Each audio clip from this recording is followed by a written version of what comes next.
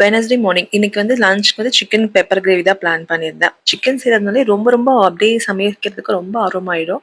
வெஜ்ஜுக்குலாம் வந்து ஐயோ! முடிக்கணுமே அப்படின்னு கடனேன்னு பண்ணுவேன். சிக்கன்னா மட்டும் அப்படியே குதிச்சுக்கிட்டு ஒரே குஷியா பண்ண சிக்கன் ஆரம்பிச்சுருவேன் எப்போதுமே நான் வந்து சமையல்ல. ஸ்கின்னோட தான் வாங்குவேன். வாங்கி ஒரு தயிர் 2 ஸ்பூன் போட்டு ஒரு ஃப்ரிட்ஜ்ல போட்டு வச்சுட்டேன் நானு. நல்லா ஊறிட்டு நல்லா சாஃப்ட் ஆயிடும்ன்ட்டு.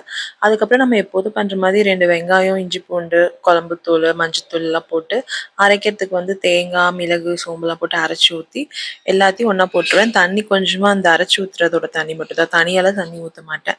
அப்படியே ஒரு சிம்ல ஒரு 10 நிமிஷம் வச்சுட்டோம்னா, அவ்வளோதான் சிக்கன் சூப்பரா ரெடி ஆயிடும்.